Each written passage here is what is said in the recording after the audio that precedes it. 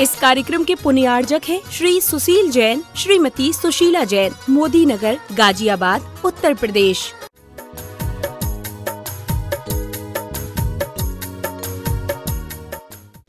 सभी श्रोतागण एवं जिज्ञासु पूज श्री को नमोस्तु करें।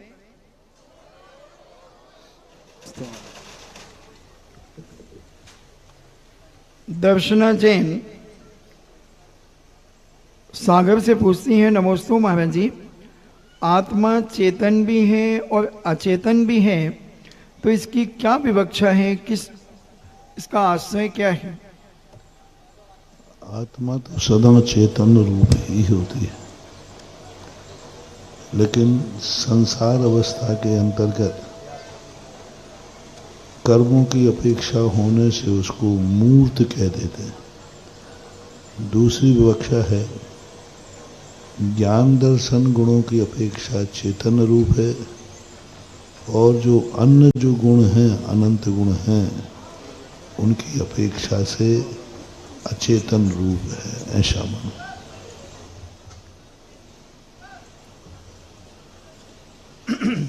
भीमलेश जैन सागर से दमोह से पूछती हैं, नमोस्तु महाराज जी, प्रतिमाधारी विरोधी हिंसा का त्यागी होता है या नहीं? प्रतिमाधारी विरोधी हिंसा कहाँ पर? जहाँ पर उसके जीवन की रक्षा का सवाल हो। और विरोधी हिंसा का अर्थ है नहीं कि वो किसी यदवा तदवा करके विरोध करता रहे। जहाँ धर्म और स्वयं के जीवन की रक्षा का सवाल आवे, उस समय उसका विरोधी हिंसा का त्याग नहीं होता है।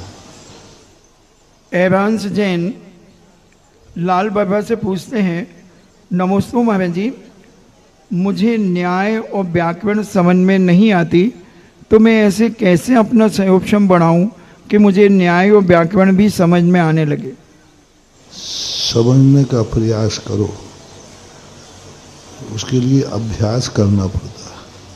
कोई एक बार के पढ़ने से हो जाता है, कोई 10 बार पढ़ेगा, लेकिन यदि संकल्प कर लिया, ठान लिया, तो नियम से आपको याद हो जाएगा। करत करत अभ्यास के जड़मति होठ सुजान, रस्सी आवत जावत है, सिल पर पड़त निशान। जुनून होना चाहिए, एक संकल्प होना चाहिए, हमें यह करना है, तो कोई चीज असंभव नहीं है। मनोज्ञा जैन दिल्ली से पूछती हैं, नमोस्तु महाराज जी, दर्शनावर्ण कर्म किस प्रकार से हम अपने जीवन में समझें? वो समझ में ही नहीं आता कि दर्शनावर्ण कर्म हमारे जीवन में कैसे उदय में आता है। दर्शनावर्ण कर्म कितना सरल है समझने को। निद्रा आना ही दर्शनावर्णी कर्म का उदय है। जितनी भी निद्रा आती है, सब दर्शनावर्णी कर्म के उदय से आती है। और दर्शनावर्णी के बाद फिर चक्षु अचक्षु दर्शन भी होता है। तो जब हम किसी पदार्थ को देख ही नहीं सकेंगे तो जान भी कैसे सकेंगे? इससे पांचों इंद्रिय और मन के माध्यम से जो पदार्थ को जानने के बाद पहले पूर्व आभास होता है, और वह आभास नहीं होना ही दर्शनावर्णी कर्म कहलाता है।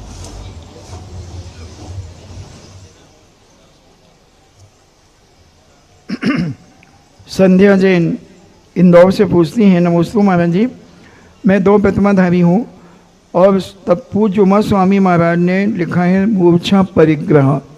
तो हम घर गृहस्थी में रहते हैं और घर मकान आदि के प्रति मूर्छा रहती है, तो क्या हमारे प्रति व्रत जो है प्रतिमा, वो क्या सदोष रहेंगी?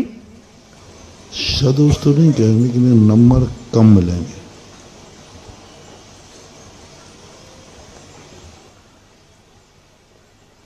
नीलेश जैन जबलपुर से पूछते हैं, ये नैमित्तिक संबंध क्या होता है? कई बार आपके प्रवचनों में सुना है। जिसके निमित्त से कार्य होता है वो निमित्त है, जिसमें कार्य होता है वो उपादान है। जैसे कुम्हार के निमित्त से घड़ा बनता है, तो कुम्हार निमित्त हुआ, लेकिन माटी ने घड़े रूप परिणमन किया, इसलिए वह माटी उपादान रूप हुई। ऐसे ही सब चीज़ों जिससे कार्य होता है वे सब निमित्त हैं। किसी ने कुछ कहा, हमें क्रोध आ गया, तो वह गाली निमित्त हो गई। किसी ने अपनी प्रशंसा की, हमें अच्छा लगा, वो निमित्त हो गया। भगवान के दर्शन करने गए, परिणाम अच्छे हो गए तो भगवान निमित्त हैं, और हमारे परिणाम अच्छे हुए हमारा उपादान है। बिना निमित्त के कोई कार्य होता नहीं, और निमित्त कुछ करता नहीं।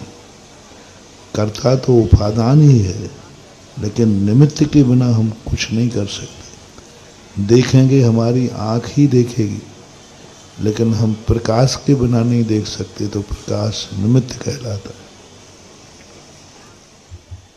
मुकेश जैन वैली पटना से पूछते हैं, नमोस्तु गुरुदेव, पांचों प्रत्यय संज्ञात्मक भी हैं और असंज्ञात्मक भी हैं, तो ये किस अपेक्षा से कहे गए? पांचों प्रत्यय संज्ञात्मक भी हैं और असंज्ञात्मक भी हैं। ये संज्ञात्मक असंज्ञात्मक तो नहीं है, भाव रूप भी हैं, द्रव्य रूप भी हैं, ये होता है। संज्ञात्मक असंज्ञात्मक शब्द ठीक नहीं है। भाव रूप और द्रव्य रूप अपेक्षा हो सकता है, संज्ञा असंज्ञा तो कोई होते ही नहीं ऐसा। समीर जैन बांसवाड़ा से पूछते हैं, नमोस्तु महाराज जी, पूर्वाग्रह को नहीं छोड़ना यह कौन सी कसाय के अंतर्गत आएगा? अनंतानुबंधी कषाय। पूर्व आग्रह ही बता रहा है कि अनंतानुबंधी कषाय उसके बताए में, और उस कषाय के कारण से वह हटोहटी हो जाता है, मानी हो जाता है, ईगो पॉइंट बन जाता है। तो ये हटग्राहिता अनंतानुबंधी कषाय का ही प्रतिरूप है। जागृति जैन इंदौर से पूछती हैं, नमोस्तु महाराज जी, गुण को अगर प्रदेश वाला माने तो क्या कोई आगम से हानि मानी जाएगी? गुण तो प्रदेश वाला माने अगर गुण को, तो नहीं, गुण कभी प्रदेशवान होते ही नहीं, क्योंकि गुण तो द्रव्य में व्याप्त होकर रहता है, स्वयं उसके प्रदेश नहीं होते। क्योंकि वह अपने आप में जितना, जैसे किसी फल है, फल के अंदर रस उसमें व्याप्त होकर रह रहा है, तो रस का क्षेत्र वही है जो फल का है। आत्मा है, आत्मा प्रदेशी होती है।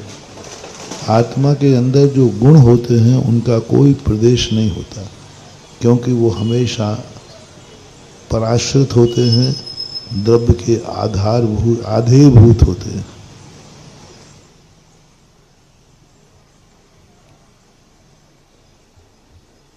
समीचीन जैन मद्रास से पूछते हैं, नमोस्तु महाराज जी, सत्यनिष्ठ व्यक्ति को जीवन में हमेशा ज़्यादा चुनौतियों का सामना क्यों करना पड़ता है, एवं जीवन के हर क्षेत्र में उसे ही हमेशा सबसे ज़्यादा परेशान किया जाता है, ऐसा क्यों? यही सत्य की कसौटी है। सत्य की कसौटी, जैसे विद्यार्थी साल भर पढ़ता है, यदि उसकी परीक्षा ना ली जाए तो पढ़ तो रही है, नहीं साल भर पढ़ा है कि नहीं, इसी का नाम तो कसौटी है, इसी की तो परीक्षा है। तो सत्यवान पर उपसर्ग आते हैं, आरोप प्रत्यारोप आते हैं, यही सत्यवान की निशानी है। और यदि सत्यवान पर श्रेयांसी बहुविज्ञानी, अच्छे लोगों के ऊपर ही संकट आएंगे, बुरे लोगों पर क्यों आएंगे? इसलिए यह सत्य पर जो संकट आते हैं, इनसे घबराना नहीं चाहिए, क्योंकि यही तुम्हारी एक दिन कसौटी बनेगी, एक दिन तुम निखरोगे। जब भी कोई वस्तु आग में जाती है तो जलती हो, ऐसा कोई नियम नहीं, चोखे भी हो जाते हैं। विपरीतताएं हमारे जीवन को बहुत साहस देते हैं। विपरीतताओं से हमें निखार आता है। और हम बहुत बार कह चुके हैं कि सत्यवान व्यक्ति जितने संकट में पड़ेगा उसका सत्य उतना ही दुनिया में उजागर होगा और उस आत्मा का बहुत बड़ा स्टेटस जो है वह हाई लेवल पर पहुंच जाता है। जितने सत्यवान लोग हुए उन सब सत्यवानों को परीक्षा देना पड़ेगा। जितने भी आज तक शास्त्रों में आए सत्यवान लोगों को उपसर्ग आए, परिचय आए, लेकिन अंत में सत्यमेव जयते। भूमिका जैन बिजोलिया से पूछती है, नमोस्तु महाराज जी, शास्त्रों में कर्म भूमि और भोग भूमि के संबंध में आता है और ये परिवर्तन होता है तो कर्म भूमि भोग भूमि में परिवर्तित हो जाती है और भोग भूमि कर्म भूमि में परिवर्तित होती है, तो ये किस प्रकार से होती है? इसमें कुछ नहीं है। जो वैभव है प्रकृति अपने आप एक ऐसा रूप धारण कर लेती है कि जब व्यक्ति की पुण्य की हीनता कम हो जाती है तो कर्म रूप परिणत होने लग जाता है। और जब इतना पुण्य की प्रबलता बढ़ जाए कि उस पुण्य के कारण से उसको वर्तमान में कुछ करना ही नहीं पड़े तो प्रकृति अपने आप में वो रूप धारण कर लेती है कि उस समय व्यक्ति कुछ नहीं करता, उसके कर्म की किस्मत जो होती है वह उसकी सारी आवश्यकताओं की पूर्ति कर देता है। ऐसा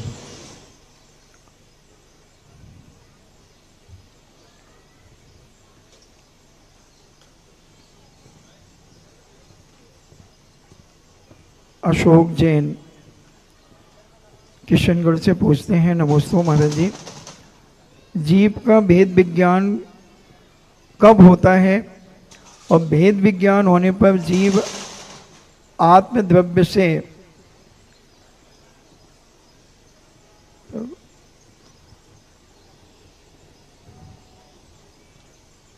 आत्मज्ञान भेद विज्ञान जब होता है तो वो आत्मज्ञान किस प्रकार से अनुभव करता है? जब व्यक्ति को भेद विज्ञान होता है तो दोनों चीजें मिली हुई वस्तु होकर के, जैसे दूध में पानी मिला रहता है, लेकिन ज्ञानी व्यक्ति उस दूध की जैसे हंस होता है, मिले हुए दूध में पानी में भी दूध की अनुभूति कर लेता है। आत्मा शरीर के साथ मिला हुआ है, लेकिन जब भेद विज्ञान होगा तो उसके अनुभव में आत्मा आएगी, पुद्गल नहीं आएगा, शरीर नहीं आएगा। वह पर शुद्ध आत्मा की अनुभूति करेगा और जितने भी मिला हुआ है आत्मा पुद्गल के साथ में, लेकिन उसकी दृष्टि में उसके अनुभव में आत्मद्रव्य आ जाता है। भेद विज्ञान का अर्थ ही यह है कि बिना अलग किए हुए पृथकता की अनुभूति रहना, संसार में रह करके भी परमार्थ की अनुभूति रहना, शरीर में रह करके भी शरीरातीत की अनुभूति करना, जल में रह करके भी जल से भिन्न रहना, कीचड़ में रह करके भी कीचड़ से लिप्त नहीं होना, यही सबसे बड़ी बात। जब व्यक्ति को भेद विज्ञान होता है तब सब कुछ उसके पास होता होगा भी वो इस संसार से ऊपर उठ जाता है, पृथक रूप से दिखने लग जाता है, उसके अनुभव में आने लग जाता है। भेद विज्ञान ही सम्यक दृष्टि की एक बहुत बड़ी कसौटी है। भेद विज्ञान के माध्यम से ही साधु संत इस शरीर के अंदर आत्मा का अनुभव करते हैं, परमात्मा का अनुभव करते हैं। विजय जैन मंडीदीप से पूछते हैं, नमोस्तु महाराज जी, ये कुंडलियों में राक्षस गण, देवगण, मनुष्य गण आदि जो होते हैं तो इनका क्या संकेत है हमारे जीवन में? ये ज्योतिष से संबंध रखते हैं। इससे अंदाज लगाया जाता है, इसी के माध्यम से किसी व्यक्ति की जिंदगी बताई जा सकती है। ये किस नेचर वाला व्यक्ति है, इसकी जिंदगी में उतार चढ़ाव कब आएंगे, इसके अच्छे दिन बुरे दिन सब कुछ उसके माध्यम से। एक बहुत बड़ा गणित है जो ज्ञानी लोग उस गणित के माध्यम से बता देते हैं कि कल इसकी जिंदगी में क्या घटित होने वाला है, ये जीवन किस ढंग से जिएगा, दुखी में जिएगा, गरीबी में जिएगा, परेशानी में जिएगा, अच्छे जिएगा, वो सारा गणित है। सब कुछ सेटेड हो जाता है उस समय जब व्यक्ति का जन्म होता है। उसको वो टाल भी सकता है, वो भी उसमें लिखा हुआ है गणमय के। इसके ऊपर संकट आएगा, लेकिन इस संकट का इसका कुछ भी बिगाड़ नहीं पाएगा। परेशानियां आएंगी, लेकिन परेशानियां इसके रास्ते को रोक नहीं पाएंगी। तो ये एक बहुत बड़ा ज्योतिष होता है। इस ज्योतिष के माध्यम से इन सब चीज़ें लिखना जरूरी है कि उसी के माध्यम से जो ज्योतिषाचार्य होते हैं वे उसके भविष्य की घोषणा करते हैं, भविष्य में उसको सावधान करते हैं अथवा उसको प्रोत्साहित करते हैं, ऐसा मानना चाहिए। ऑनलाइन जिनवाणी चैनल, आदिनाथ चैनल, सुधा मंत्र, पुण्योदय चैनल, सुधा कलश चैनल के माध्यम से देश विदेश में बैठे सभी श्रावक सुधियों की ओर से एवं जबलपुर भोपाल राजमार्ग पर अवस्थित सैपुरा बिठौनी तहसील के अंतर्गत बेलखेड़ा में समस्त श्रावकों की ओर से पूज्य श्री के चरणों में बारंबार नमोस्तु पूर्वक आज का ये कार्यक्रम प्रारंभ करते हैं। और आज की सर्वप्रथम जिज्ञासा के लिए मैं निवेदन करूंगा श्रीमती मनीषा जैन बेलखेड़ा और तैयार रहेंगे श्रीमती संगीता जैन बेलखेड़ा।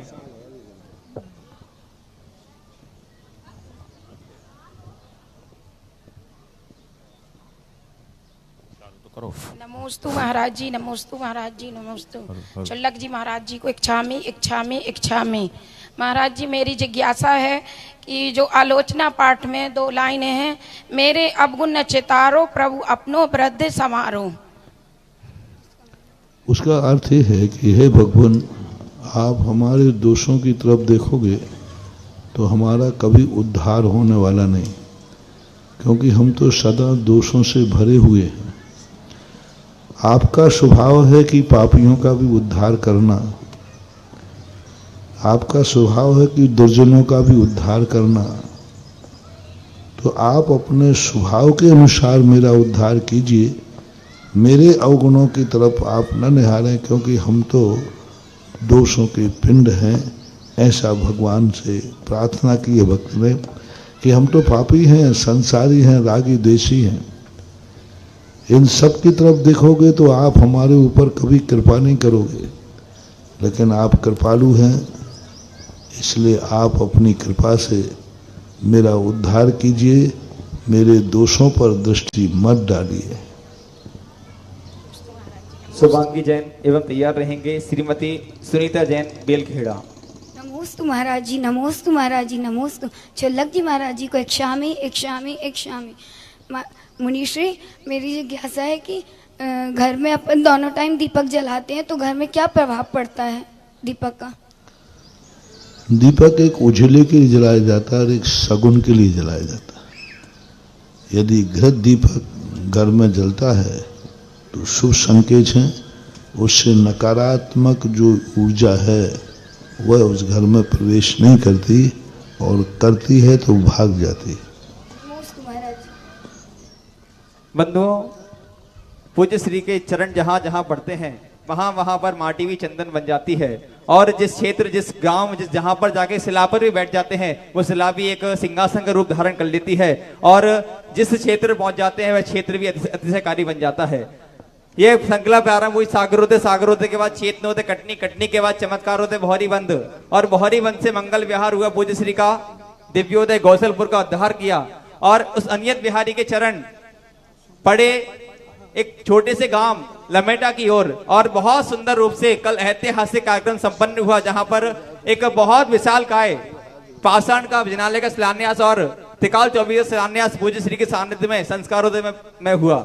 और बंधुआ, वहां के लोग आस लगाए बैठे थे कि पूज्य श्री 2-5 दिन अभी और रुकेंगे और क्षेत्र का उद्धार करके जाएंगे, लेकिन बंधुओं ये अनियत बिहारी संत यहाँ जैसी कल सुबह प्रातः काल की सुबह हुई, और सुबह होते ही पूरे संस्कारोदय में हलचल हो गई कि क्या हुआ, पूज्य श्री का विहार हो गया। और जैसे ही वहां पर विहार हुआ तो हलचल एक वहां पर संपन्न हुई और एक हलचल प्रारंभ हो गई हमारे बेलखेड़ा में। और बंधुओं, वास्तविकता में बेलखेड़ा वाले बहुत लंबे समय से इंतजार कर रहे थे और आज भक्तों के घर भगवान पधारे हैं। आइए इसी क्रम में मैं निवेदन करूंगा श्रीमती सुनीता जैन और तैयार रहेंगे सौम्या जैन बेलखेड़ा। महाराज श्री के चरणों में बारंबार नमोस्तु नमोस्तु नमोस्तु। सुल्लक जी को इच्छामी, भैया जी को वंदनम। मेरा यह क्वेश्चन है कि महाराज श्री की दान कब, कैसे, कहाँ, और दान तुरंत देना ठीक है कि दान बताकर, या दान गुप्त दान, इसमें सही क्या है? गुप्त दान कोई दान है ही नहीं, किसी शास्त्रों में गुप्त दान लिखा ही नहीं। अच्छे कार्य गुप्त नहीं किए जाते, बुरे कार्य गुप्त किए जाते। दान तो एक अच्छी चीज है। वो ये बात अलग है कि आज वर्तमान का परिवेश, राजनीतिक परिवेश विपरीत होने के कारण से गुप्त देता है। बाकी दान तो हमेशा उजागर होता नहीं, क्योंकि वो तो अच्छा कार्य कर रहा है।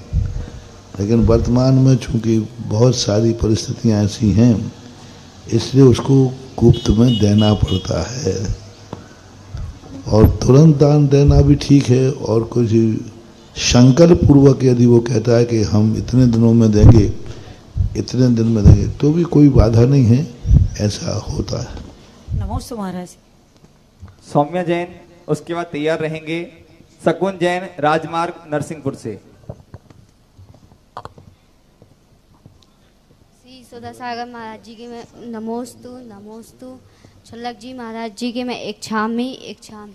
महाराज जी, मेरी ये जिज्ञासा है कि मेरी क्लास अभी बोर्ड है, मैं आपका आशीर्वाद लेना चाहती हूँ।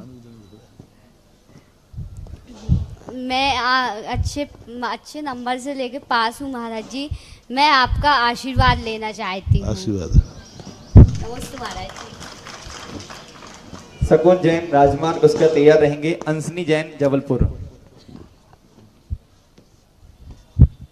महाराज जी के चरणों में नमोस्तु नमोस्तु नमोस्तु। छल्लक जी के मैं इच्छामी इच्छामी इच्छामी, भैया जी को वंदामी। महाराज जी, मेरी जिज्ञासा है कि घर में रह के मैं धर्म कैसे करूं?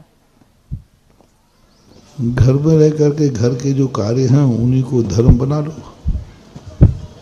अभक्ष नहीं बनाना भोजन में, या भोजन बनाते समय धर्म हो गया। झाड़ू लगाते समय देख के लगाना, ये झाड़ू धर्म हो गया।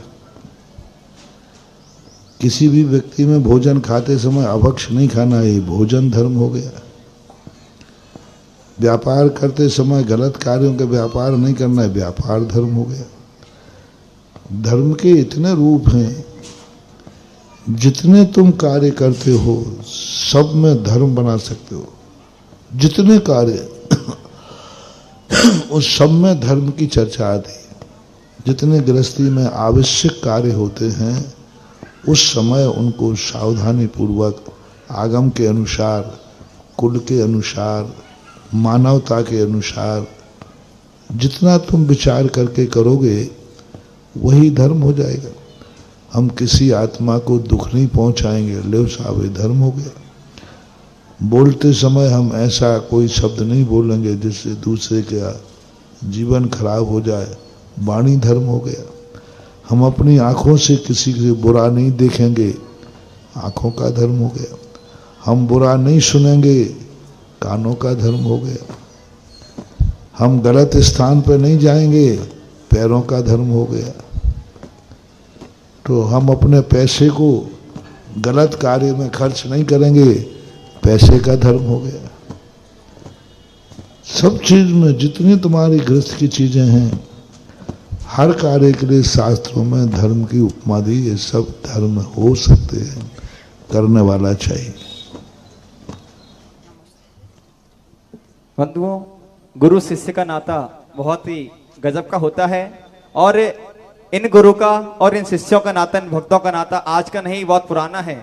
सर्वप्रथम पूज्य श्री का यहाँ पर आगमन 1993 के आसपास आचार्य रघुवंत के 92-93 के आसपास आचार्य रघुवंत के साथ हुआ था। और उसके बाद महज 3 वर्ष पूर्व 2022 में यहाँ पर पूज्य श्री का आगमन पुनः लमेटा से संस्कारोदय से बेलखेड़ा की ओर हुआ था और तब पूज्य श्री के सानिध्य में यहाँ पर बहुत ही भव्य रूप से नव मंदिर का निर्माण का शिलान्यास हुआ था। और बंधुओं आज वह मंदिर बनकर के तैयार है और आज उसका बेदी शिलान्यास कार्यक्रम में पूज्य श्री के सानिध्य संपन्न हुआ है, ऐतिहासिक कार्यक्रम। और बंधुओं आज का ऐतिहासिक पर्व भगवान शांतिनाथ का गर्भ जन्म और तब कल्याणक महामहोत्सव का दिन और पूज्य श्री ने जिस दिवस को शांतिधारा का दिवस नाम दिया है और शांतिधारा दिवस को आज अगर सार्थक किया है तो बेलखेड़ा वालों ने किया है। आज जब शांतिधारा की बात हो रही थी तो पूज्य श्री ने तो एक बार कहा था कि रहने दो, समय बहुत हो रहा है, गर्मी बहुत है। लेकिन जब शांतिधारा की बात शुरू हुई, पूज्य श्री के यहाँ पर आगमन हुआ, एक व्यक्ति कहता है कि 1,11,000, एक कहता है 2,11,000, कलश कलश, 1 कलश, 2 कलश, 3 कलश इत्यादि प्रकार से हुआ। तो इतने सारे नाम आ गए कि हमको फिर बोली का चयन करना पड़ा और बोली बढ़ते बढ़ते 12 कलश तक पहुंची। और वास्तविकता में आज महाराज जी का जैसा कि आशीर्वाद वात्सल्य पूज्य श्री का है, उसी प्रकार का समर्पण भी आज बेलखेड़ा वालों ने दिखाया है। एक बार जोरदार तालियां अपने स्वयं के भक्त बने के लिए। मैं आवाज दूंगा अंशनी जैन, उसके तैयार रहेंगे राजेश कुमार जी हिनौतिया, 10 भैया। नमोस्तु महाराज श्री।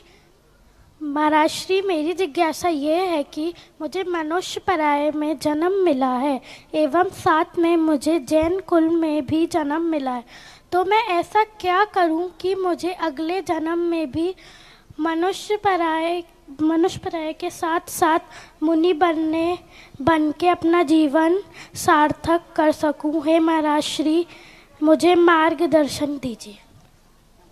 पहली बात तो है अपने परिणामों को हमेशा अल्पारंभ परिग्रह मानुषस्य, कम से कम वेस्टेज करना, अनर्थ दंड नहीं करना, कम से कम परिग्रह में जिंदगी गुजारना, आरंपरिक व्यर्थ के कोई कार्य नहीं करना, इससे मनुष्य पर्याय मिलती है। मान कषाय नहीं करना, इससे मनुष्य पर्याय मिलती है।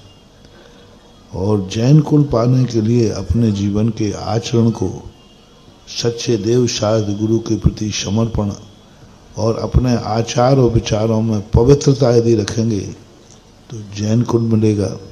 और सदा भगवान की और मुनियों की भक्ति में हमेशा रुचि रखेंगे तो एक आध दिन एक आध भव में स्वयं भी भगवान बन सकते हो और महाराज भी बन सकते हो। राजेश कुमार जैन हिनौतिया और तैयार रहेंगे बसंत सरिता जैन कोटहरी विजयनगर राजस्थान से। परम पूज्य 108 मुनि सुधा सागर जी महाराज की जय। छुल्लक जी की इच्छामी।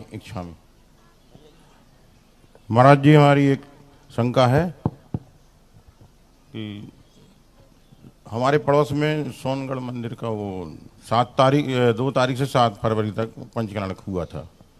तो हमारे मतलब दुकान भी आजू बाजू में है पड़ोसी लोग, तो वो आए हमारे पास कि भैया वहाँ चलना है। तो हमने वहाँ पर मतलब वेदी प्रतिष्ठा में टेबल कैश 51,000 रुपये की धन राशि में पुण्य लगेगा का पाप लगेगा? नमस्ते महाराज जी। अब तुमने तो अपने अच्छे भाव से दिया है तो तुम्हारे लिए तो अब वो जिसका जो उपयोग करें वो बात अलग है। ओम शांति। नमस्ते महाराज जी, नमस्ते। और बंधुओं, जैसे ही शांति धारा दिवस की मैंने बात यहाँ पर करी तो एक पूज्य श्री के भक्त का तुरंत व्हाट्सएप कॉल मेरे पास आया और कहा कि भाई उस व्यक्ति का नाम भी हम जानना चाहते हैं। तो मैं बताना चाहूंगा, आज जिन्होंने 12 कलश के माध्यम से आज पूज्य श्री के सानिध्य में महाशांति संपन्न की, उनका नाम श्रीमान राकेश कुमार जी, सजल कुमार जी, वंदना जी, अंकित जी, निशी जी, समस्त बेलखेड़ा परिवार जोरदार तालियां करके अनुमोदन करते हैं, वे जाएं आशीर्वाद दे लेंगे। इसी क्रम में श्रीमान जो कि पूज्य श्री के शिवरात्रि रहे हैं और इस व्यक्ति की मैं एक विशेषता बताऊं, ये अपनी धोती के अंदर गड्डी कैश लेके चला था कि शांति आ रहा होगी तुरंत मैं दान कर दूंगा। ऐसे महाराज जी का परम भक्त शिवरार्थी श्रीमान महेश कुमार जी, मयंक जी, ओजस जी, माया सुरभि जी, समस्त बेलखेड़ा परिवार। इसी क्रम में बाल ब्रह्मचारिणी अंशु दीदी के परिवार से आशीष जी, आलोक जी, आनंद जी, नैतिक जी, हर्षित जी, देवत जी, ऋषि जी, विद्यांशी जी, सुषमा जी, रानी, वंदना, अनुक्रिया, समस्त परिवार और सुशील कुमार जी, मंजू जी, वीरेंद्र कुमार जी, सिद्धार्थ, आलोक, अमन, सीमा, आलोक आदि, निकेत जी, बंटी, सतीश, मनीषा एवं समस्त परिवार जोरदार तालियां करके ऐसे सौभाग्यशाली पुण्य की अनुमोदना करते हैं। बंधुओं, आज पूज्य श्री का सानिध्य प्राप्त हुआ, वेदिक का शिलान्यास हुआ और समस्त बेलखेड़ा वाले बार बार आकर के मेरे को बोल रहे हैं कि महाराज जी से हम सबकी ये भावना आप तक पहुंचाइए, महाराज तक पहुंचाइए कि महाराज जल्दी ही ये वेदी बनकर के तैयार हो और आपके ही सानिध्य में इस मंदिर का ऐतिहासिक पंचकला प्रतिष्ठा महोत्सव संपन्न हो। इस भावना के साथ समस्त लोग नमोस्तु कर रहे हैं। निवेदन करूंगा बसंत, सरिता जैन, कोठारी, विजयनगर और तैयार रहेंगे कटंगी पाठशाला के समस्त शिक्षकगण और बच्चे।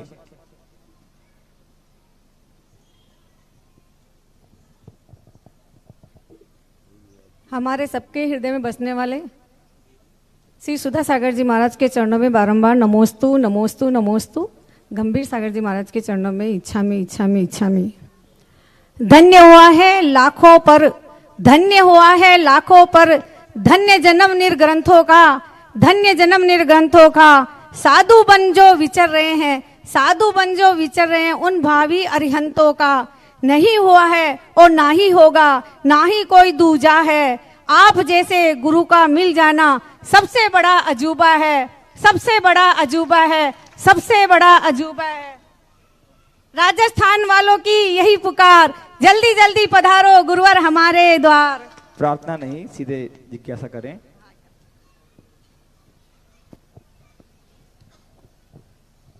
गुरुवर, मेरी जिज्ञासा है, तीर्थंकर भगवान के गर्भ में आने से पूर्व जो रत्न वर्षा होती है, क्या वे रत्न असली होते हैं और उनका स्वामी कौन होता है? वर्तमान में उनमें से एक भी रत्न दृष्टिगोचर क्यों नहीं होता है? कृपया जिज्ञासा का समाधान कीजिए। वह रत्न नियम से असली ही होते हैं और वह रत्न जो बरसते हैं वो सभी जनता के काम आते हैं। जनता उनका उपयोग करती है, मार्केटिंग करती है, बाजार में जाती है, ऐसा शास्त्रों में उल्लेख है। वर्तमान में नहीं देखने कारण के पुण्यहीनता के कारण से प्रकृति भी अपना रूप बदल देती है।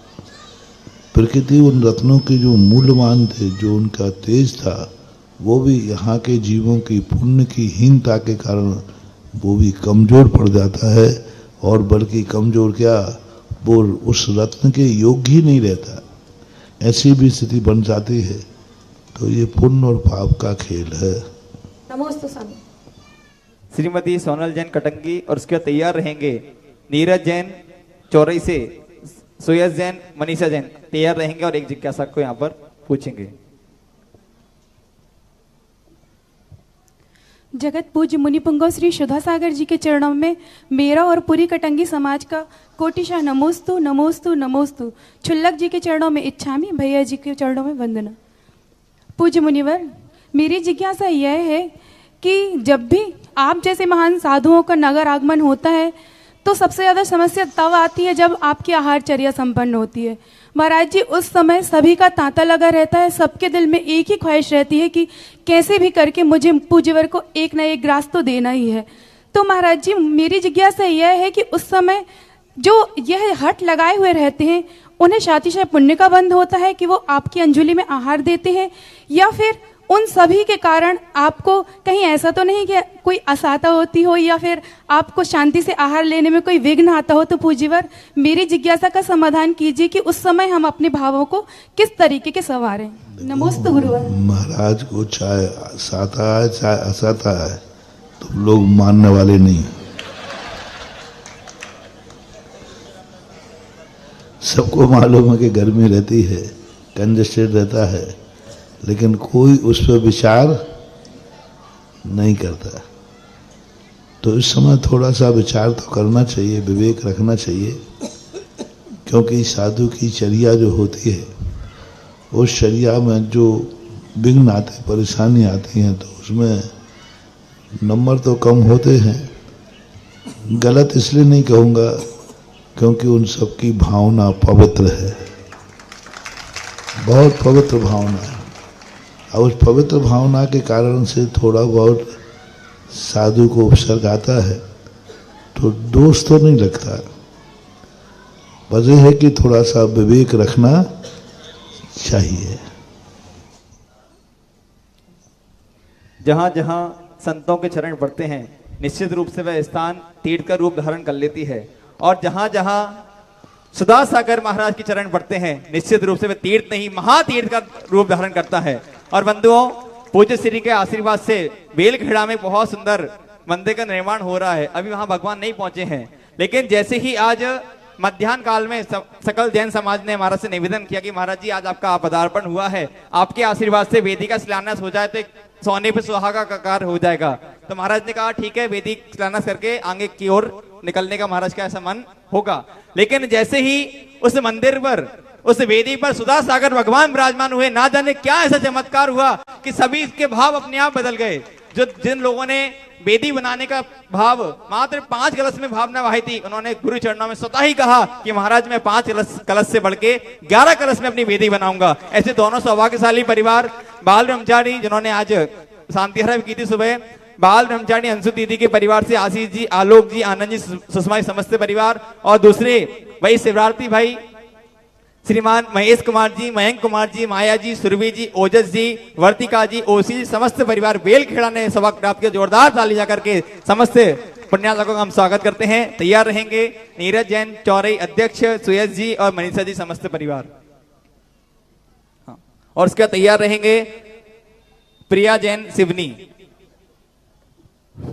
108 निर्यापक मुनि श्री सुधा सागर जी महाराज के मेरे परिवार और समस्त चौरई नगर का बारंबार नमोस्तु महाराज जी, नमोस्तु। निर्यापक मुनि श्री सुधा सागर जी के चरण हमारी धर्मनगरी चौरई में शीघ्र पड़े। इस मंगल भावना के साथ महाराज श्री, मैं एक छोटी सी जिज्ञासा है कि कहा जाता है कि बड़े पुरुषार्थ और पुण्य के साथ मनुष्य पर्याय मिलती है, और मनुष्य पर्याय में जैन कुल मिलना मतलब सोने पे सुहागा। जैन कुल मिलने के बाद भी कुछ देखा जाता है महाराज जी, कुछ श्रावक लोग देवशास्त्र गुरु से निरंतर दूरी बनाए रहते हैं और उनको अपने इस कुल की मर्यादा का भी ध्यान नहीं रहता। ऐसा क्या कारण है और ऐसा क्या है महाराज जी कि उनको जैन कुल मिलने के बाद भी वो इस कुल की मर्यादा का ध्यान नहीं रख पाते और अपने आचरण को जैन कुल के अनुसार नहीं कर पाते? नमोस्तु महाराज जी, नमोस्तु। व्यक्ति क्या करता है कि जब व्यक्ति के थोड़े पुण्य का उदय आता है तो उसको अहंकार आ जाता है, और अहंकार आ जाने के बाद वो भूल जाता है अपनी औकात कि हम कितनी मेहनत से ऊंचाइयों पर आए हैं। लेकिन ऊंचाइयों पर आकर के जैसे किसी के पास धन है, वह धन उसके पास किसी पुण्य से आया है, लेकिन धन आने के बाद भूल जाता है कि मैंने ये धन कितनी मेहनत से कमाया है। लेकिन वह जाके शराब पी लेता है, गलत कार्य कर लेता है। उस समय उसको होश नहीं रहता है, जैसे मजदूर होता है। संसार में सबसे ज्यादा मेहनत की कमाई, जिसे खून पसीने की कमाई कहते हैं, वो कमाई मजदूर की होती है। मजदूर की पसीने की कमाई है, चाहे वो बेलदार हो और चाहे मिस्त्री हो। लेकिन दुर्भाग्य है कि इतनी पसीने की कमाई से वह शाम को शराब पी लेता है, जुआ खेल लेता है, गलत कार्यों के लिए करता है। तो उस समय स्थिति ऐसी बन जाती है कि फिर व्यक्ति एक एक कौड़ी को तरस जाता है। फिर उसका ही धन उसको ही अभिशाप दे देता है कि इतनी मेहनत से तूने धन कमाया।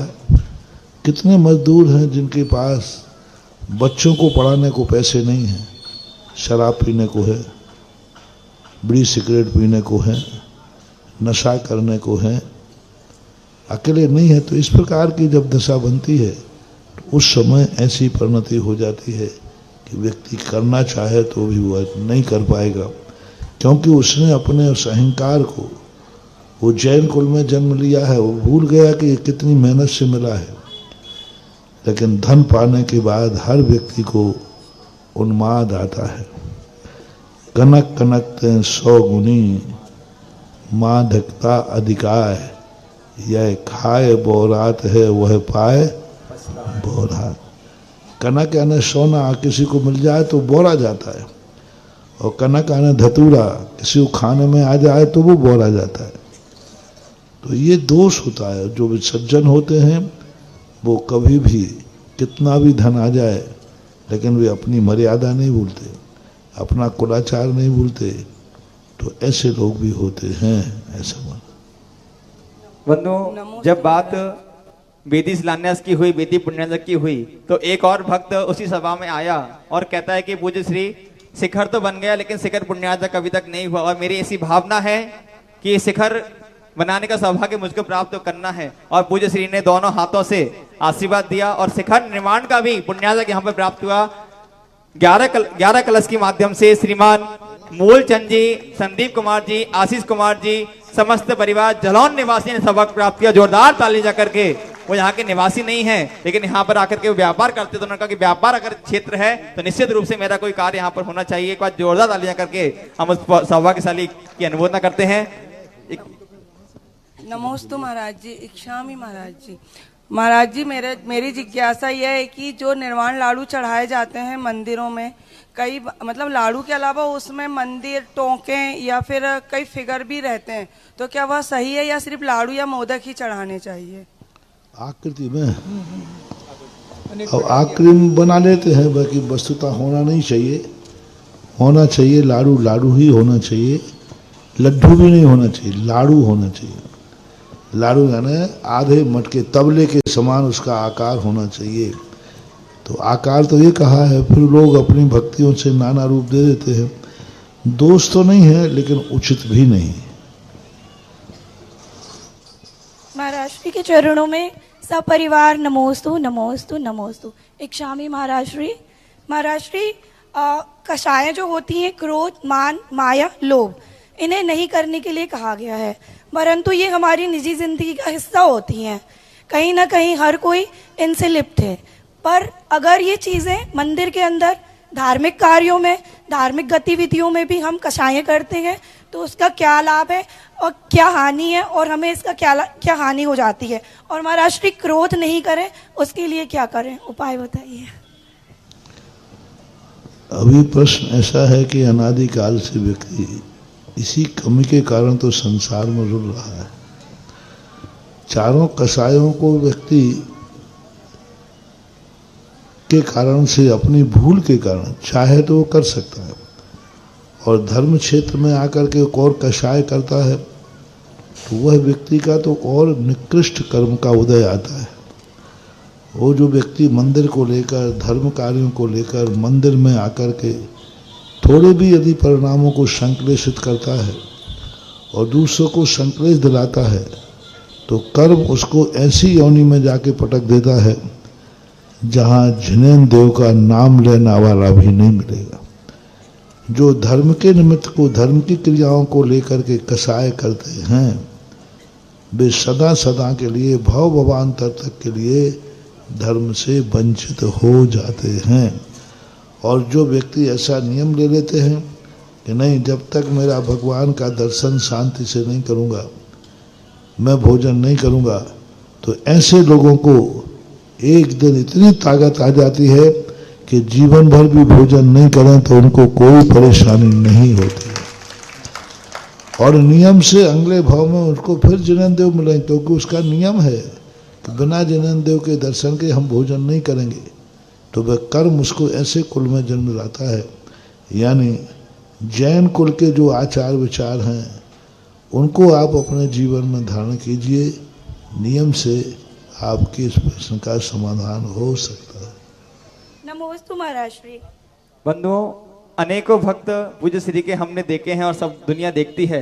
कई अमीरों करोड़पति भक्त भी पूज्य श्री के हैं और कई गरीब भक्त भी हैं, लेकिन मैंने एक चीज देखी है कि जो गरीब भक्त भी पूज्य श्री के बनते हैं वो बन तो जाते हैं लेकिन आगे वो गरीब नहीं रहते। एक ऐसा ही एक नाम हमारे बीच में आया है, उसने अपना नाम नहीं लिखा, उसने लिखा है कि आपके द्वारा बनाए गए अमीर भक्त आदिनाथ कॉलोनी परतापुर बांसवाड़ा से जो बीच उपस्थित हैं, बहुत बढ़िया ताली का बजा करके इनका स्वागत करते हैं। और बंधु, आज महाराज श्री ने भी दोपहर के प्रवचन में कहा था कि यहाँ पर पूज्य श्री ने मंदिर का शिलान्यास कराया था, तो महाराज ने आज कहा, महाराज पूज्य श्री ने, कि मैंने भगवान के मंदिर को नहीं बनवाया, मैंने तो यहाँ की समाज को समृद्ध किया है। और वास्तविकता में जहां जहां पर पूज्य श्री के माध्यम से पूज्य श्री के शिल्प और वास्तुक शिल्प के त्रुटियों को दूर करके जहां पर मंदिर बनते हैं, निश्चित रूप से वहां पर समाज को लाभ मिलता है और समाज वहां पर दिन दूनी रात चौगनी वृद्धि करके आसमान को छूती है।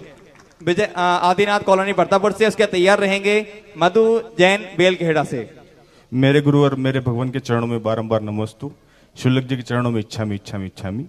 गुरुदेव, मेरी जिज्ञासा ये है, हमारे द्वारा जाने अनजाने में जो पाप कर्म किए जाते हैं उन पापों का क्षय कैसे किया जाए? जाने हो के प्रायश्चित है, अनजाने का पश्चाताप हो जाता है कि अनजाने से भी यदि कोई गलती हो गई हो तो हम क्षमा मांगते हैं। बाकी मूल रूप से तो जाने हुए अपराधों के ऊपर दृष्टि जाना चाहिए। और बंधुओं, जैसे ही मंदिर की बात हुई तो देव सासुर की बात तो हो गई थी, लेकिन गुरु मंदिर बाकी था। और इसी क्रम में जब गुरु जी आएंगे तो गुरु जी को कहाँ ठहराएंगे, एक व्हाट्सएप पे पोस्ट हमने आज पढ़ी है सुधाकर सागर के माध्यम से। और आज एक भैया जी ने महाराज जी को कहा कि जो बाबा, ये जो बाबा हम जिसको देख रहे हैं, ये बाबा करोड़ों के काम मिनटों में करा देता है। लेकिन अभी हम देख रहे हैं संस्कारोदय में, चाहे आज यहाँ पर बेलखेड़ा में, जहां पर आप उनका निवास स्थान यहाँ पर उनका देखेंगे, एक झोपड़ी के अंदर एक कपड़े के नीचे वो अपना ध्यान और अपना समय निकाल रहे हैं। ऐसे संत के चरणों में बारंबार नमोस्तु करते हैं। और जब बात आई कि संतशाला निर्माण की तो 3 कमरे का सौभाग्य प्राप्त किया, जिसमें से एक कमरे जिन्होंने 3 कलश के माध्यम से एक कमरा बनाने का सौभाग्य श्रीमान दिनेश कुमार जी, सनत जी, मनीषा जी, शिवांगी जी, समस्त बेलखेड़ा परिवार। इसी क्रम में 3 कलश के माध्यम से द्वितीय कमरे का निर्माण श्रीमान रमेश कुमार जी, रमन जी, सुषमा जी, समस्त बेलखेड़ा परिवार। और तीसरे कमरे का निर्माण 3 कलश के माध्यम से श्रीमान मुकेश कुमार जी, मोहित कुमार जी, सुनीता जी, पारोल जी, सुय जी, समस्त बेलखेड़ा परिवार ने सौभाग्य प्राप्त किया। बंधुओं, आज का यह दिन निश्चित रूप से इन गुरुदेव की चरण सन्निधि में आकर के बेलखेड़ा के लिए ऐतिहासिक दिन बन गया है। और इसी क्रम में तैयार रहेंगे शशि जैन जबलपुर और मधु जैन बेलखेड़ा। प्रातः स्मरणीय गुरुदेव श्री के चरणों में मेरा बारंबार नमोस्तु नमोस्तु नमोस्तु। क्षुल्लक त्रय के चरणों में बारंबार इच्छामि। जो प्रेम के दीप शांति की किरण है, जो लाखों चमनों में अहले चमन है, जिनके सिद्धांत आज पाथ प्रदर्शक बने हैं, ऐसे श्री सुधा सागर जी के चरणों में मेरा शत शत नमन है, शत शत नमन है। हे गुरुदेव, आपके समक्ष आज मुझे एक जिज्ञासा रखने का मौका मिला। मैं अपने आप को बड़ी खुशनसीब समझती हूँ। मेरी जिज्ञासा ये है कि जब मैं पूजा करती हूँ और बीच में मुझे शांति धारा पढ़ने का मौका मिलता है तो मैं अपनी पूजा छोड़ के शांति धारा पढ़ती हूँ। ऐसा क्या गलत है या कोई मेरी पूजा में दोष आता है? कृपया समाधान कीजिए। नमोस्तु गुरुदेव। पूजा जल्दी करके थोड़ा पूरी करके कर लो। पूजा में क्या 2 मिनट और लगेंगे, अच्छा यही है। लेकिन फिर भी यदि परिस्थितियाँ ऐसी हैं बीच में शांति धारा करना पड़ती पूजा को रोक करके, तो ये महान दोष नहीं है। क्योंकि कई बार पूजा के बीच में जैसे मान लो विधान वगैरह चलते हैं तो पूजा के बीच में रोक करके प्रवचन कराए जाते हैं। पूरा नहीं हुआ लेकिन बीच में रोक कर इसी प्रकार से वहाँ पर स्थिति ध्यान देना चाहिए। मार्ग तो नहीं है लेकिन गलत मार्ग के लिए नहीं जा रहा है, इसलिए वह धर्म की कोटि में ही आएगा। जी नमोस्तु गुरुदेव, नमोस्तु गुरुदेव। असीम वात्सल्य बेलखेड़ा वालों के लिए पूज्य शिखा प्राप्त होता है। और इसी क्रम में जब बात संतशाला की बात आई तो समस्त सकल दिगंबर जैन समाज बेलखेड़ा ने ये घोषणा की कि जब ये संतशाला बनकर के तैयार होगी तो उसका नामकरण संत सुधा सागर संतशाला संत निवास के नाम से इसको लिखा जाएगा। बहुत सुंदर उन्होंने अपना समर्पण दिखाया है। इसी क्रम में शशि जैन जबलपुर और तैयार रहेंगे सुधीर कुमार जैन केसली से।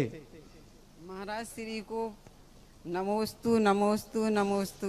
छुल्लक जी को इच्छामी, भैया जी को वंदना। महाराज श्री मेरी यह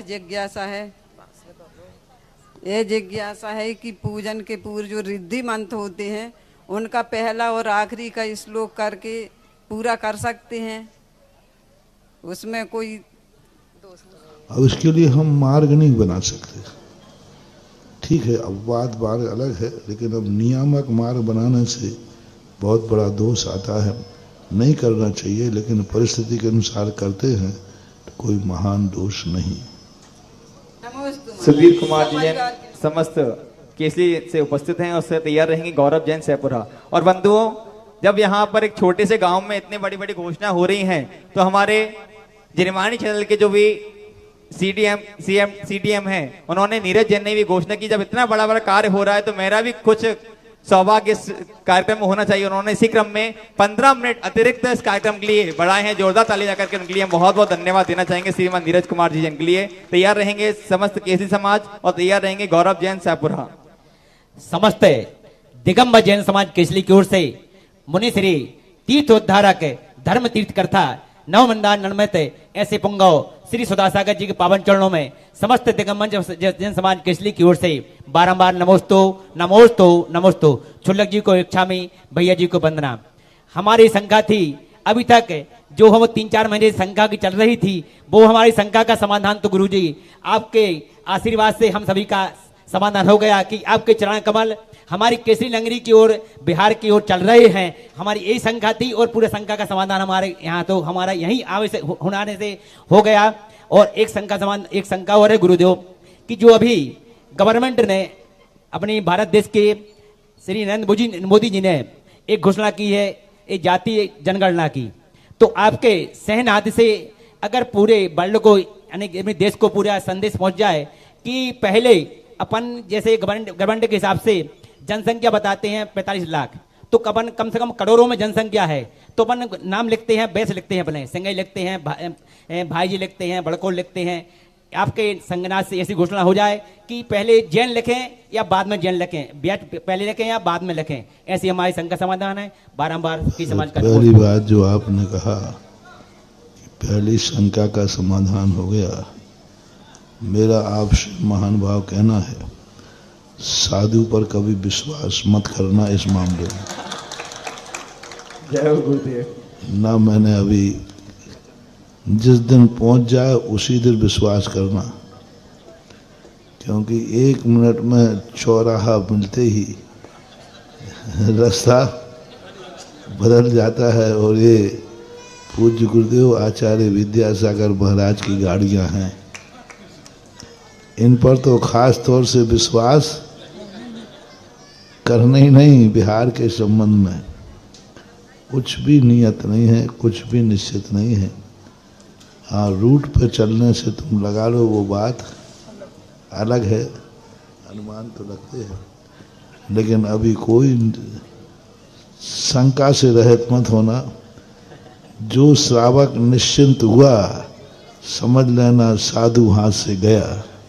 नहीं महाराज जी, निश्चित तो नहीं है हम लोग। तुम जैसे ही निश्चिंत हो जाओगे कि महाराज आ रहे हैं, तो समझ लेना चाहिए कि अब महाराज नहीं आ रहे। नहीं महाराज जी, हमारा पूरा विश्वास हम लोगों के लिए। और जिस दिन जैसे आज मालूम था सबको कि महाराज का आज तो विहार होगा ही नहीं, किसी भी हालत में नहीं होगा, क्योंकि चतुर्दशी भी थी, प्रतिक्रमण आदि भी था, हो गई नहीं। सब निश्चिंत थे, सब तुम निश्चिंत भय नहीं और साधु ने कमंडल उठाया नहीं। तुमने सोचा महाराज तो हैं, तो ऐसी स्थिति है। अभी कुछ भी सब कुछ अनियत है, कहाँ किस रूप में कहाँ मुड़ेंगे अभी शंका से रहित मत हो। इस शंका को बनाए रखो, तभी निशंक हो पाओगे। और अभी निशंक हो गए तो जिंदगी भर शंका ही बनी रहेगी। और दूसरी बात है, जैन के संबंध में सभी लोगों से मेरा कहना है कि आप जैन लिखें। आप जो उपजाति लिखते हो उससे कोई लाभ नहीं होने वाला, कोई मतलब नहीं। वहाँ तो एक काउंटिंग करना है। तुमने मान लीजिए कोई नाम लिखा दिया, खलेलवाल, जयसवाल, पौरवाल, परवाल, कोल्हापुरवादी, कोई इतिहास नहीं बन रहा है और ना इतिहास प्रिंटेड होता है। अंत में बस यही होता है कि जनगणना इतने जैनी है, इतने अब इतने अलग अलग, कुछ भी पता चलने वाला नहीं और मतलब भी नहीं हुआ। इसलिए सबको जाति के खाते में जैन लिखाना चाहिए, धर्म के खाते में जैन लिखना चाहिए। और इसके संबंध में जो चुनाव होते हैं, उस आयोग का जो प्रॉस्पेक्टस निकलता है वो समझना चाहिए, समझाना चाहिए। और अड़ोसी पड़ोसी को भी समझाना चाहिए कि यहाँ जाति का नाम लिखना कितना महत्वपूर्ण है, उपजातियों के नाम लिखना कितने खतरनाक हैं, ये सोचना चाहिए आप लोगों को। नमस्ते महाराज जी, नमस्ते। नमस्ते महाराज। गौरव जैन सैपुरा, उसका तैयार रहेंगे सकल दिगंबर जैन समाज बेलखेड़ा वाले। नमोस्तु महाराज श्री। मेरी जिज्ञासा यह है कि मायाचारी क्या होती है और परिवार में की गई मायाचारी, गुरुओं के साथ की गई मायाचारी और भगवान के साथ की गई मायाचारी में कितना क्या दोष लगता है महाराज श्री? मायाचारी का अर्थ होता है सामने वाले को गुमराह करना, उसको भटका देना, उसको ठग लेना। और गुरुओं के साथ जो साधुओं के साथ मायाचारी करता है, गुरु से कपट, मित्र से चोरी, या हो निर्धन या हो कोड़ी, नियम है। जो साधुओं के साथ मायाचारी करेगा उसकी दुर्गति तो निश्चित है ही। बनेगा मनुष्य तो भिखारी बन जाएगा या फिर कोड़ी कुष्ठी बन जाएगा, ऐसा मन।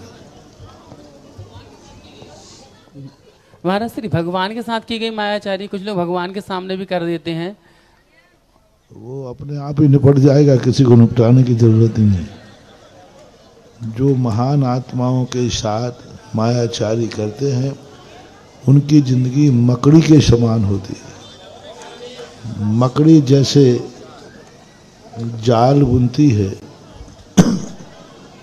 दूसरों को फंसाने के लिए, अंत में उसी जाल में फंस करके मर जाती है।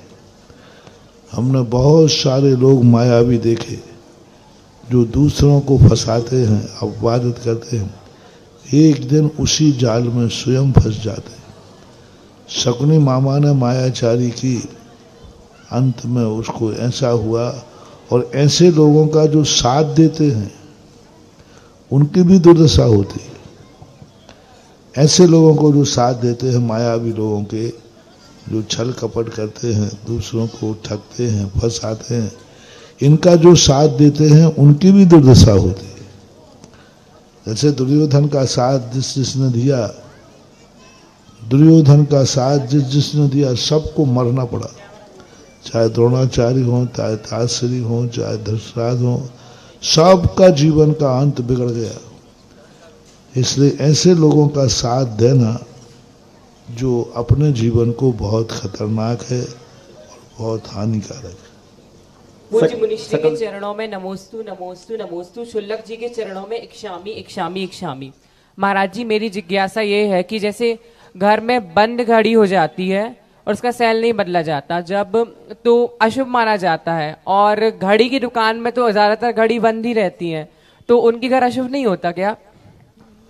उसका वो व्यापार है, वो उसकी दुकान में अतिशय है। बंद घड़ी आती है और चालू करके देता है, इससे बड़ा सगुन और क्या चाहिए। इसी का नाम तो चमत्कार है कि मंदिर में रोते हुए व्यक्ति आता है और हंसते हुए लौटता है, इसी का चमत्कार है। तो बंद घड़ी आती हैं, लेकिन जब दुकान से बाहर जाती है तो चालू होकर जाती है, इसलिए वो तो शुभ है। हम जब चलते हैं तो बुझा हुआ दीपक हमारे पास है, लेकिन बाद में हमारे हाथ में जलता हुआ दीपक हाथ में है। नहीं, ऐसा कोई दोष नहीं।